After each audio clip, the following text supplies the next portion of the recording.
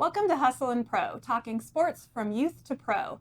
Once again, we are in studio with our guest at Visual Learning Solutions in Frisco, Texas. I'm your host, Kelly Walker. This is a legendary episode, pun intended. It's because we have basketball coaching legend Del Harris with us today. I'm very excited to hear from him.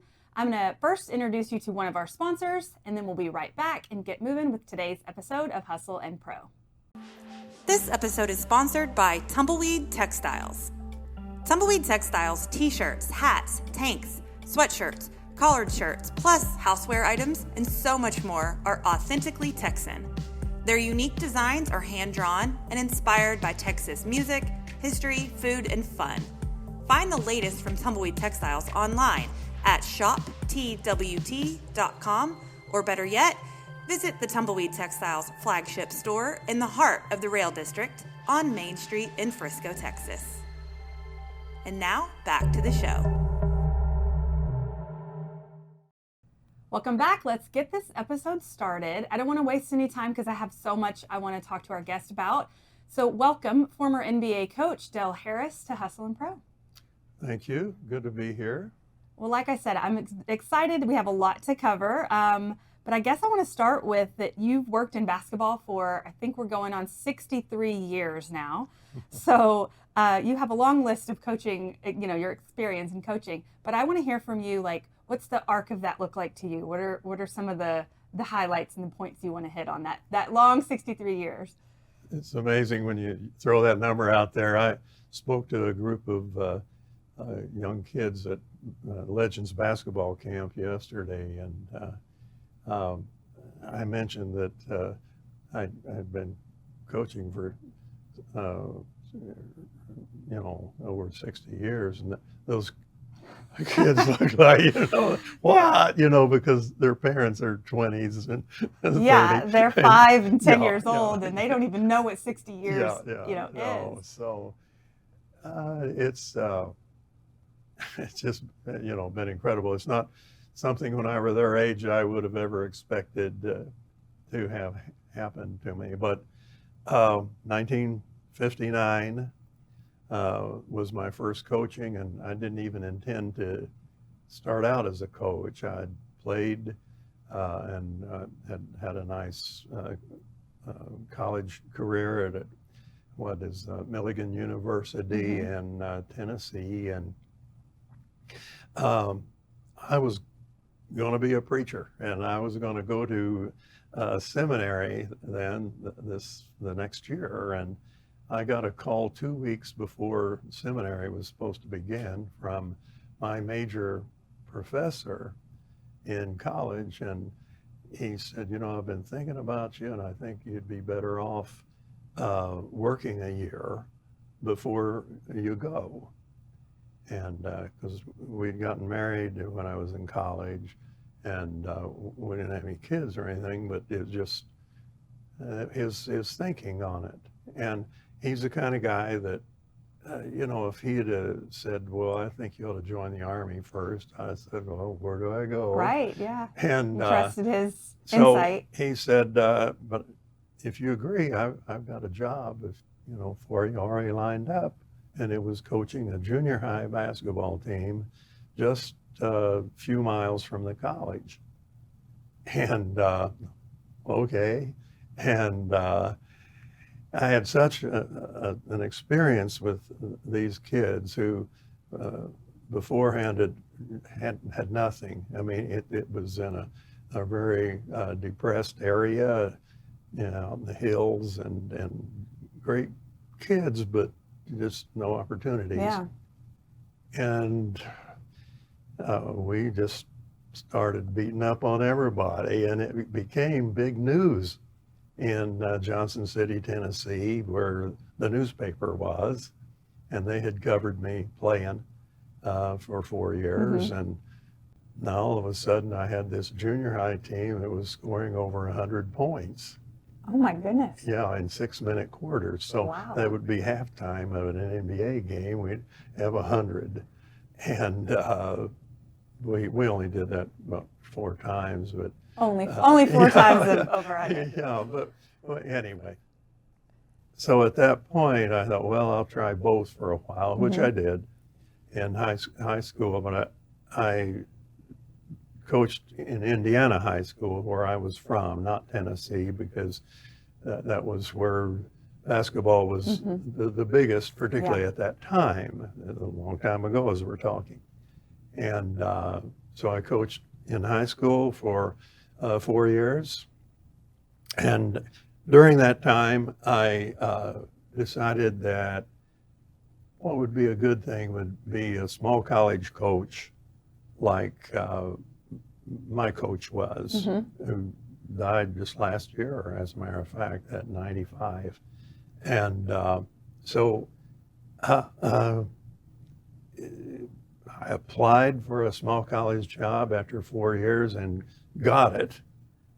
And ironically, that was the last job that I ever actually had that I applied for or interviewed for. Wow. And the rest was all recruiting and pulling you because people knew who you were. The rest was all through relationships, somehow or another.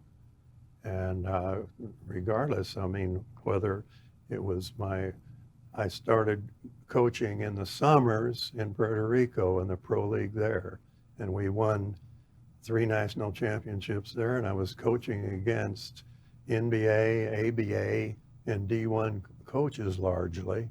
And one of them said, why don't you come up to the Utah Stars with me in the ABA, the last year of the ABA, be my assistant coach. So I did that. The next year, he was named head coach of the Houston Rockets. He says, well, you need to come on down. Bring me with them. And so then he left and went back to Utah when New Orleans Jazz moved and became the Utah Jazz, which is why they had the Jazz name. Right. Not a lot of jazz going on in Utah. Yeah. Doesn't always make sense, but yeah. And so I became head coach of the Rockets, and during that time became really good friends with Don Nelson, who was the coach at the Bucks. And we had a really good run at the Lakers, or at the Rockets. But when that was over, Nelly asked me to come up and be with him, and so I was with him for 4 years, and then he left to go to Golden State, and I became head coach at the Bucks. And then after I was done at the Bucks, Jerry West had been a longtime friend of mine, and I had done well against the Lakers all the time, whether I was with the Rockets or Bucks. They noticed you, because you were on the other side. And he said, well, you know, we got an opening, we want you. And so I went there, and then when I was done there, Nelly was at the Mavericks Nelly then. again, yeah. And he says, you gotta come here with me. And I love it. I love how all those relationships just intertwine, and really it was the foot in the door with the ABA assistant coach. You know, it's somebody giving you that first step, and it really opens the door. And then, but you have to be liked, you have to do well, you know, you have to have the relationships built. It doesn't just happen to you. So that says a lot about, you know, what you've done. I want to go back a step when you mentioned the college. So was it Earlham College in Richmond, Indiana? Yes. Okay, I just want people to know this. I wrote down 9 seasons there with a 175-70 record. That's a 714 winning record. Yeah. That's incredible. Well, we were ranked twice in the top 12 in the country out of, in those days. That's a small college. There were at that time over 500 small colleges in the same grouping. They've divided that all up now, but this is, as we said, a long time ago. And so that was quite a thing, but just to put that in perspective, they had never won more than 15 games before, and they haven't won even more than 12 Cents? cents. Oh no. And the least we ever won was 15 my first year. Wow. And so it was just a unique time, and I was able to get incredible players. I mean, I'd like to think it was just me coaching, but I've saved all the stuff, from all my teams, and when I look back at the programs and the rosters and the rundown on every player I had at Earlham College, they had no business coming to Earlham College. They were so good in high school, but we were just able to get them there. And well, so at the beginning of that, though, and probably in some of the other teams you've coached, you're not responsible for getting them there. But then as you're there and you're finding success, I mean, 9 seasons in, then the recruiting, machine starts to happen, and better players are coming to you once they see that you're winning. So, right, it builds up over time. Plus, our players were such good characters that they were my best recruiters. If I could just get a kid on campus and where he met some of our guys, they had a good shot of coming. And I could go on and on about how well these players have done in life. I mean, doctors, dentists, judges, but one of them ended up being president of the college. Oh, wow. So, yeah, that's the amazing. kind I love that that you keep, Well, I keep up with yeah. them. I love that. Because that was, wasn't yesterday.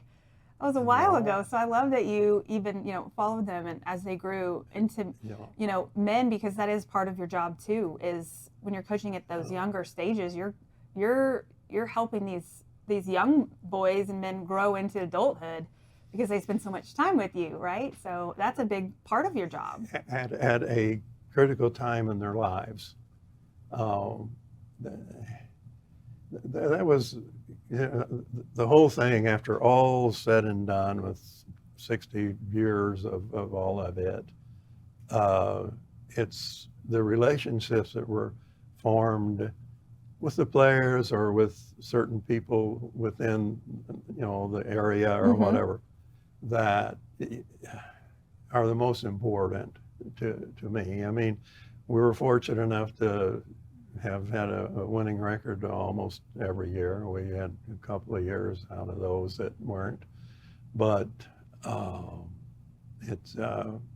that's been the most rewarding thing. One last thing on relationships. The way I became involved these last 13 years with the Texas Legends is that Donnie Nelson, who was a kid. Donnie's son, right? Yeah, Don's son, Donnie. Yeah. Yeah.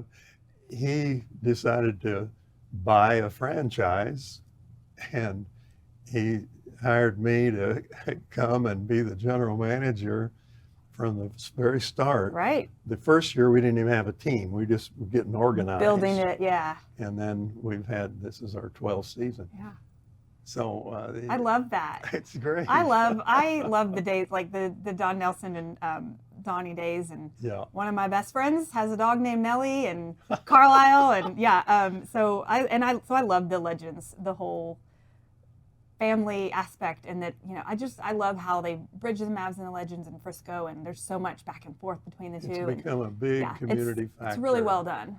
Malcolm Farmer has followed along the lines of what Donnie set up, and he's been there. He came on sometime that first year, I believe, as well, and he's done a great job. And I thought you said you came on as GM. So I thought you basically were like a head coach the first year and then handed it to Nahara. Is that right? No, how it happened, Donnie wanted me to go in and invest with him to begin with, and I thought, well, I don't know. I don't think it'll, go. Yeah, you never know, right? Well, wrong again. But anyway, I said, but I'll help. I'll be glad to do whatever. Be involved, just I, don't want it to be your business. I started out as general manager, and it is Donnie's idea, though, to hire Nancy Lieberman as our first coach. Okay. And she coached that first year, but then that was all because her son, who's a professional player now, was going to be a senior in high school, and she didn't want to miss out on it. Right. So we had somebody else in mind to coach, a really good college coach. In fact, he's the coach at Auburn now, which is one of the top 10 programs in the country. But he changed his mind late, and Donnie said, well, how about you coach our team this year? And you just have to coach the home games. Oh. He said, your assistants can go out on the road. Pretty good gig. I know, okay, I'll do it. And I did that for the year. And then we had Eddie Nahara for 2 years, and then Nick Van Exel. And I had coached Eddie actually in New Jersey for a couple of months, and I went to help there one time, and here with the Mavericks. Great kid. And then had coached Nick 4 years at the Lakers, and then 2 years, parts of 2 years here with the Mavs. And so he coached 2 years, and he's still in the league. He's assistant coach at the Hawks now. Okay. And he's been with Memphis and the Rockets and the Hawks and done well. I want to go fast forward a little bit from the coaching we were talking about at Earlham College to your NBA time too. So just to brag on you for a second, make sure everybody knows. So you were the NBA Coach of the Year 94-95 season. And then you've mentioned this, but I want to give, is that right? Okay. And then you were at the Rockets 77-83, Bucks 87-91, Lakers 94-99, assistant with the Nets and Bulls, then the Mavs in 2000 through 2006 or so. Does all that sound about right? 2007. Okay. Yeah, and I was actually with LA for the Bucks 9 years. They just don't, in the record books they don't show, but I was with him for 4 years helping before I became head coach, and it just has 1 year on the retirement thing. That's what they show, but I was with him for 3 years before. So I have a bunch of questions from this little stat. In your third season with the Lakers acquired 18-year-old Kobe Bryant and 24-year-old Shaquille O'Neal. So many questions. We could talk just about that, and I'm sure you get a lot of questions about that. But I am curious, at the time when you think back and that happened, do you know something special is happening at that time, or was it just like getting any other new players that you would come into? No, that was an international event actually. We'd already had one international event in 1996. It was the 95-96 season. We had signed Magic Johnson in the second half of the season, and that brought cameras and news people from around the world, literally. I mean, from Japan, from Germany, from England.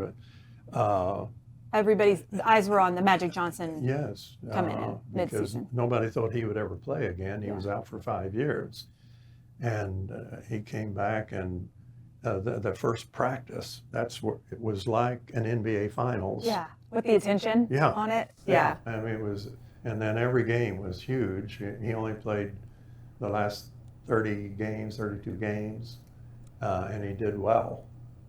And then, but the shift was made there to go younger. And the next year, we gave up the Hall of Fame player, Vlade Divac, wonderful player and team guy, and we gave him up to get Kobe's pick, who had 17 years old, never played a pro game in his life, Right. obviously, and just graduated from high school. Yeah. And then we also gave up some other players to make room on the salary cap to offer enough money to get Shaquille O'Neal, who was a free agent. And so we changed our team around, and still we had won 53 games the year before, and then that first year we won 56, but Shaq had an abdominal tear and missed 31 games that year, and we still won 56. Kobe broke his hand in preseason, well, the week before preseason. Of the first season he was Of the with first season. didn't know that. He missed training camp. He never played a preseason game. The first game he ever played was in Madison Square Garden after the season's already started against the Knicks, and he didn't score. The next night, he scored his first NBA points and so forth. So it was slow for him. He had just turned 18. Yeah. And the first year, he only averaged 7 points a game because he was playing behind an all-star, Eddie Jones. I had a very good team. I mean, I had Nick Van Exel and Eddie Jones, and I had Shaq and Eldon Campbell, who was not as good as Shaq, but if we hadn't had Shaq, we'd have still been good, because he missed 32 games and we still won with Eldon in the middle. And then we had Cedric Ceballos for a time, and then we got Robert Horry in a trade for Cedric, and both of whom are really good players, but Horry was a better outside forward, and Cedric was a penetrating, go to the basket, guy, all-star for me. But with Shaq now, we didn't have room at the basket, So Horry made a big change in that. And then the next year, Kobe had picked up weight and had worked really hard on his game, and he was voted the runner-up sixth man of the year, still playing behind all-star Eddie Jones. And we had Rick Fox then come in at that time as well that year, and and we drafted Derek Fisher the same year that we got Kobe. So we had the best young team in the league, and we won 56 the first year, and then 61 the second year. And Shaq missed 22 games that year, and we still missed having the best record in the league by one game. And Utah had 62, and so did the Bulls, and ended up Utah beat us in the finals of the West, and then the Bulls beat Utah. Utah in the finals. Yeah. For the championship. All these names that you're saying are just all coming back. I haven't heard of some of these names in so long, and what it kills me that you know all these numbers. Like, you remember how many games Shaq missed each season and this and that, and I can't even remember what I had for lunch yesterday, let alone like I don't remember that either. Well, I just can't believe you have all that locked in. That's great. I love it. It's really amazing that you're so tuned in to even, because this wasn't, a season or two ago. This was a while ago but it shows how much of an impact it's made on you, having those guys and building that team, that Lakers team. I love it. It was a great team. Like I say, we had the youngest team in the playoffs my last year, and we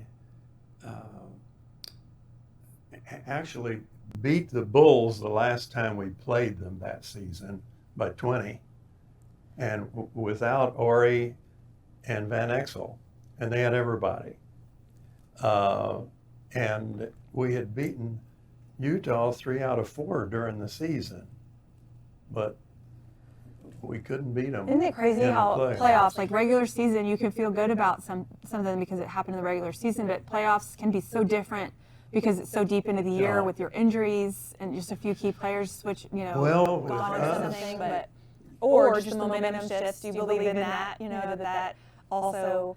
Well, experience matters, and once you get deep in the playoffs. Now that was the first time my guys, with the exception of Shaq, who had experienced it once in Orlando, had ever gone that far in the playoffs. And it was the 4th time out of 5 years that Karl Malone and John Stockton and that bunch, they were a very veteran team. All their players, key players except for one, was over 30. I didn't have anybody 30. And so that was the team that went on and won three national championships. So that is where playoff basketball can change, the experience versus the younger team. Yeah, it that really makes sense. Really did. Okay, well, I definitely have a lot more that I want to talk to Dell about. So there is more coming up, but it's time for a quick break to hear from more of our sponsors. When we come back, we'll continue our conversation and hear about some more of Dell's personal interests outside of basketball. For one-on-one tutoring for every student, all ages and all subjects, call Tutor Doctor. They even make house calls. They provide in-home or online learning for all types and all goals. And don't forget Tutor Doctor for SAT and ACT test prep. So call for your free consultation today, 972-703-9344, or go to tutordoctor.com/Frisco. Tutor Doctor, how learning hits home. This episode is brought to you by The Pit, Performance Indoor Training. The Pit has 3 training and entertainment complexes in the DFW area that offer both indoor and outdoor elite soccer training. The Pit offers league play for co-ed, youth, and adult leagues. And for training, the Junior Academy is for ages 2 through 6, plus the Pit Soccer Academy for ages 5+, and goalkeeper training is offered as well. To learn more about The Pit Frisco, Plano, or Roanoke, head to performanceindoortraining.com. We are back with Del Harris. We're talking a little bit about building the Lakers and some of those early years with the team. And you talked about the young team versus some of the veterans, and about like playoff basketball. But when you're making those trades and you're knowing you're going younger and you are having to sacrifice some of the veteran players that are good, but you are making that effort. At the time, even though Shaq and you think Kobe has the skills to help you build your team, do you also see that as a big risk? Can it also go bad for you and then everybody's mad because you just rebuilt a team that isn't going to work? No doubt. We gave up what was a young team that had won 53 games, and we gave up a key center. We gave up another good backup guard, and we gave up our 6th and 7th players to make salary room. But Shaq was he's a one in a lifetime player. And with Kobe, it turned out so was he. But that was, a gamble. Mm-hmm. But my son Larry, who's currently assistant GM of the Golden State Warriors, been with them for 14 years. And was with the Bucks for 20 before that. I mean, he's old too. And anyway, he scouted Kobe. He saw him play about 4 or 5 times in high school when he was the head of personnel for the Milwaukee Bucks. Oh, wow. Or maybe by then he was general manager, but he regardless, he was. He thought he was the best young player he had ever seen. Your son had his sights on Kobe kind of first then. Well, or he was one of the ones that saw him. Everybody Yeah. was after Kobe. Yeah. I coached Kobe's dad. A lot of people don't What? even realize that. Yeah. The first time I ever met Kobe, he was 4 years old. No. Yeah, a lot of sports people ask me, what was your first impression of Kobe? Well, I thought he was really cute. Because he was 4. He's 4 years old. Oh my gosh. Yeah, his dad, Joe Bryant. I don't know anything about his dad, so I didn't know that. He played for me for the Rockets. I was his dad's last coach and his first coach. I was his dad's last NBA coach. After that, he went to Italy to play. Is why Kobe grew up in Italy. He played in the Italian league for a number of years. So you were his dad's last NBA coach and Kobe's first NBA coach. Yes. That is incredible. That's great. I coached didn't several. know. I'm learning so much. I've been in it so long. I coached several dads and sons. I had Rick Barry and his son. I had Ed Manning and his son Danny. I had Tito Horford and his son Al. I don't know, maybe That's more. Great. And then you talk about your son. I did want to ask you, having basketball in the family, did you coach your son also? Like when he was... The only time I ever coached, I have 4 sons and a daughter. Yeah. They all played college basketball. All? Yeah. Wow. And that's amazing. Yeah. Wow.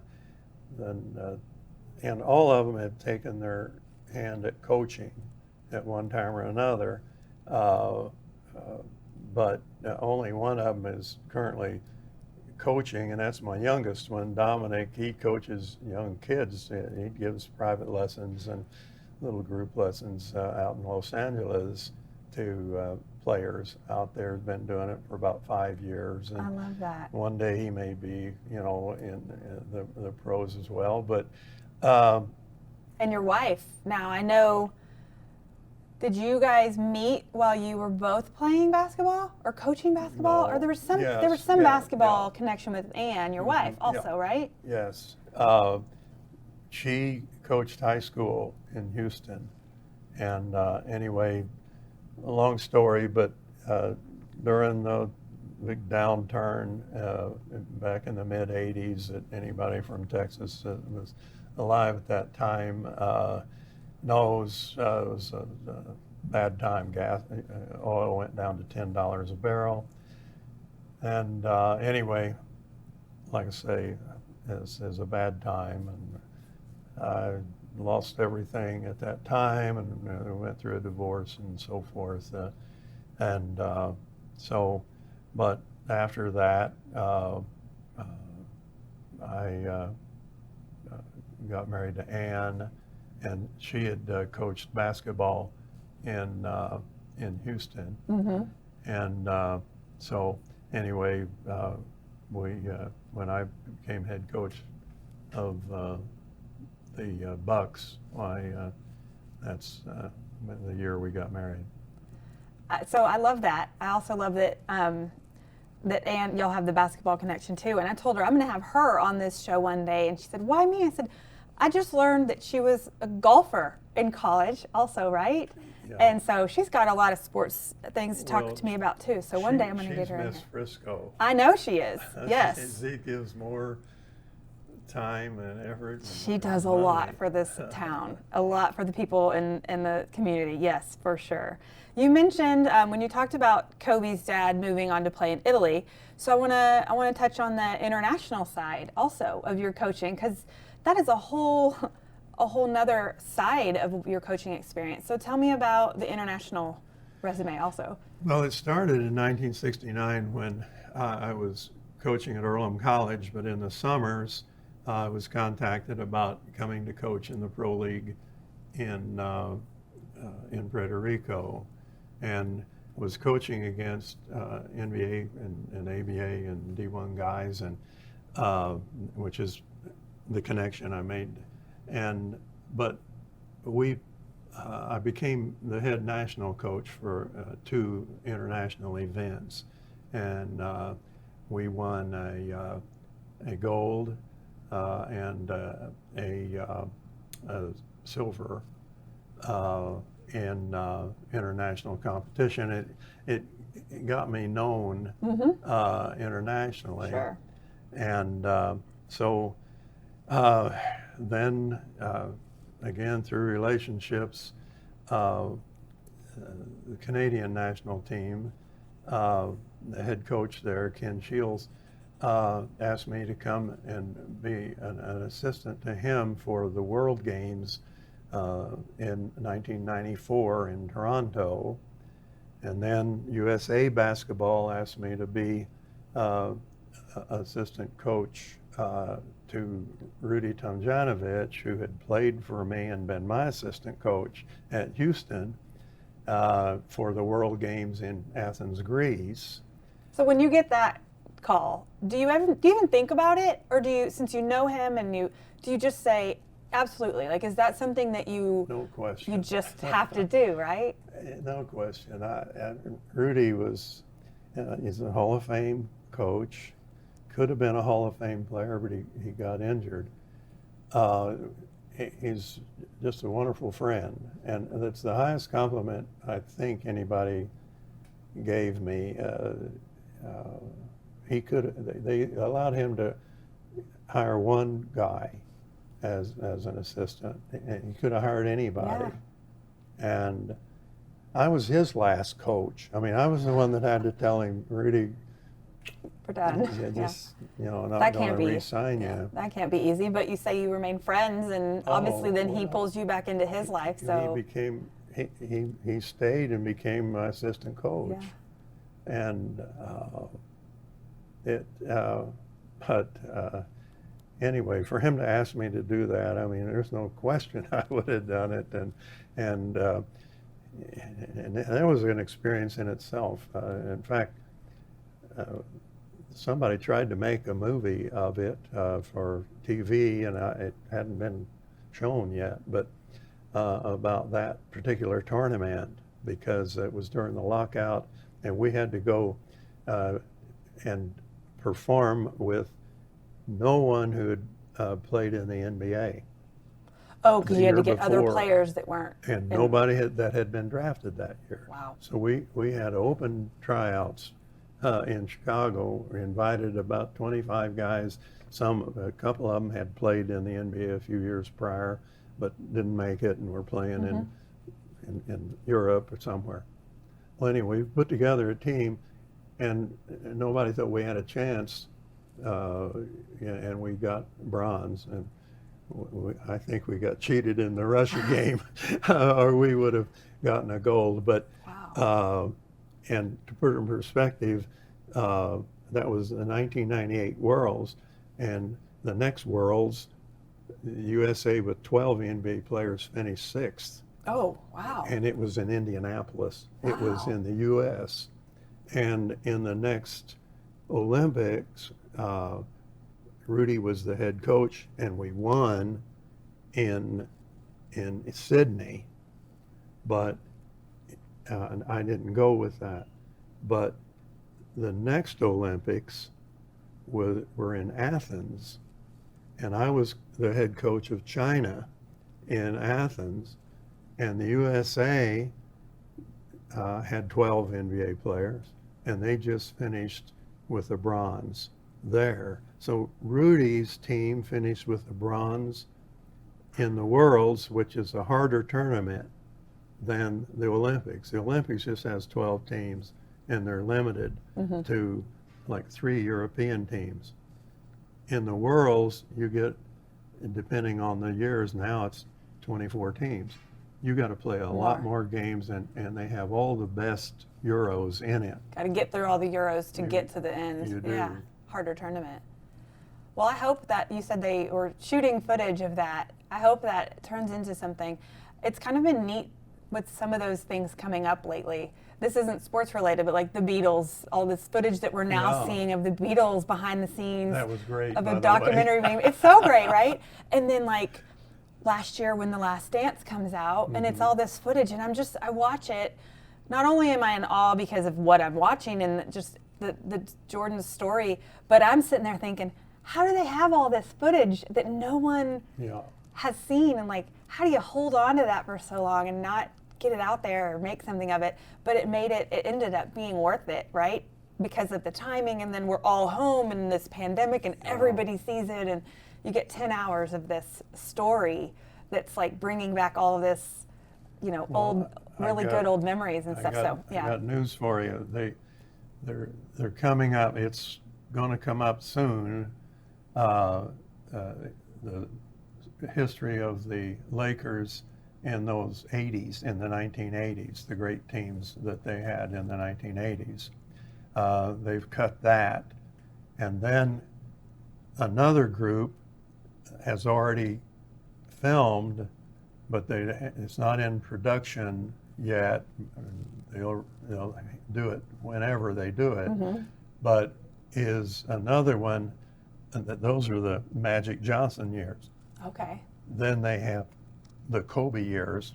Okay. Actually, starts in '94, my first year with the Lakers, and it ends in like 2006 after they won 3 in a row. Wow. So obviously that footage is there. It's somebody's shooting it at the time, just Well, the NBA has hoping all it that. happens. They Like have it's. everything. Is there just always camera people around, and you don't even know why? When you're sitting here coaching these teams, do you even know or realize that there's cameras on you at all these random moments for some documentary or movie that might not even be shown for decades to come? I mean, do you even pay attention to that? Well, not in the day, but ever since 2008, everybody's on film and everything they do Yeah. since the iPhones. Yeah, everybody's somewhere and watching everybody it. has cameras of some kind Right. or another. Anyway, yeah, you got to figure whatever you're doing, you may well be on film. Yeah. That's a good lesson, even for the teenagers and my kids. bet. Anywhere you go, somebody's gonna post something somewhere of you. Yeah, so be careful. So I love that, all that international experience, and you talk about China, and I mean, there's so many. You've probably gained so many different perspectives, throughout the Oh, yeah. world, and how the game changes and different, nuances of different types of athletes and things that you then bring back and continue building into your, coaching toolbox. Well, it's been great. I've been on 5 continents doing basketball and speaking on it or coaching. And I didn't even mention that with John Calipari, one of my close friends, he was head coach, and he asked me to be his assistant at the Dominican Republic national team. And we did that 2011 and 2012. And we finished 3rd and 4th in 2 big international tournaments. And so I've been able to spend time in Asia, Europe, South America, Central America, and I learned Spanish in the process. And so, todo bien. You coached the Mavs, and then we talked about you really helping launch and build the Texas Legends. And you're still involved with the Legends, and we can talk about that too. But I want to know, why the Dallas area stuck with you. You coached in all these cities, countries, all over the place. So why Dallas? Why Frisco? Why are you still here? It's a good question, and it was intentional. To give you an idea how intentional it was, when I came here, I was 62 or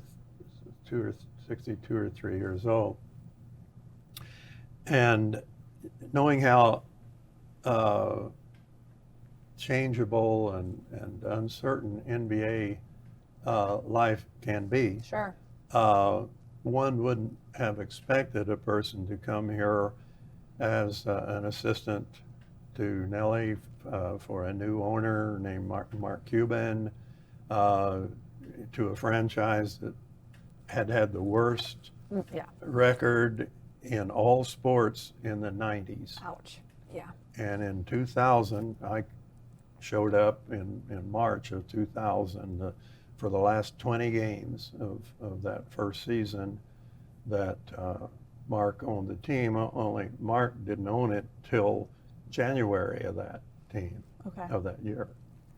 That happened mid-season? What you're saying? That his Or maybe- ownership Okay. actually was finalized. Okay. He bought it, but Got it. wasn't final. He didn't move Take in the the office, keys, yeah. till whatever, January 15th or Yeah. whatever it was. And it became official. Okay. And so I came March 14th, and we rented a house in Stonebriar Village in Frisco, and believe it or not, we started building a house in that year. Started building a house in Starwood, the Jerry Jones development. Sure. You knew you wanted to put, be here. Well, it seemed like a good thing to do. We started winning right away, and I believed we would win. Yeah. And I liked Texas. We lived in Texas 10 years.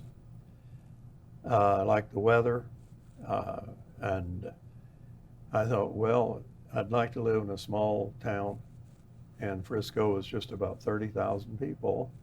Then. And it just fit, with my idea of Yeah. having a small town. Then everybody came and moved here, and They heard about me moving here. they all followed you here. The Cowboys It's all follow you my here. fault. And then the town blows up and gets big, and now it's a little bigger. But there's still enough, especially for people who have lived here a while. It still feels like a small town, There in your are little some bubbles. small town factors about Sure. it, but it's very cosmopolitan, really, and very diverse. We have 60% Caucasian, which for a Texas town, that's pretty limited. I mean, it means you have a good mix of all nationalities, and there's something like 70 languages spoken here in Frisco. And but anyway, I had opportunities to go to 2 or 3 other franchises, but then Dominic, our son, was in school and playing, and we liked it. Yeah. And I just believed that this would be the place to stay, and liked it. And we liked where we were living and everything. Yeah. And then it was too big, though, ultimately. In the last 13 years, we built a smaller house. But anyway, it's worked out, and I became the mayor's treasurer, or Mayor Masso, the great former mayor here. Oh, yes. I want to talk about that, Yeah. too. And then Ann became involved in all sorts of the social activities, Yes. and started a couple of 501c3 sorts of things. And Yes. I'm working on something with Ann. oh yeah, For- I don't want to steal what she's No, done. yes, she's great about saying, here's what I'm working on, a plan to help this group of people. Can you help? Yes. Everybody says yes, because Ann's amazing. I do want to mention, I think it's really interesting and impressive that you've written books, and that your history of graduating cum laude with a bachelor's degree in religious studies and then a master's in history. So what is it that you spend your days doing now, and your passions, and what do you spend your own time doing now? Well, part of it is getting this fistful of mail every day that comes in, and then there's the 50 to 100 emails, and I have a big correspondence going on, and I have a lot of kingdom activities that I do, and involved with Gateway Church, but with other Christian associations around the world, actually, but and involved with a good friend of mine here who's a pastor at New Life Community Church here in Frisco, Little Elm border, and things that he's done with this big lot that he has on his church grounds, 21 acres. And Oh, wow. now he's put in a community center there, and he's put in these huge gardens where he grows, and they provide fresh vegetables for this year, the first year they've been doing the bins, they had almost a ton that they gave away, and Wow. and they're going to have 3 or 4 tons is their goal in the next couple of years each. And That's great. What church is that through? it's the New New Life Life? Community Church. Okay. James Hutchins is Okay. the founding pastor there, and it's a 14, 15-year-old church that has about a little less than 1,000 members now. He's done. It's a great congregation. That's a great impact. Are you preaching?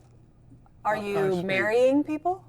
I have done that, yes, even recently. In fact, I joined my son and his wife 5 years ago, and same year, Mayor Masso and his wife, and then last year during COVID, a good friend of ours and her husband, and so forth. So, yeah, I'm still able to do some things, and I do speak some, not as much now. I kind of, as you can tell, I stumble around a lot talking. So We all do. We all do that. So, but you are sometimes on stage. I mean, you've been on a stage of some sort your whole life talking. Yes. It's usually to players about basketball, right? And the strategy. And when we look at the books you've written on different offensive and Yeah. defensive strategies and things like that. But do we find you on stages now talking, preaching and? Well, I spoke a bit at James Hutchins Church a month or so ago, briefly, but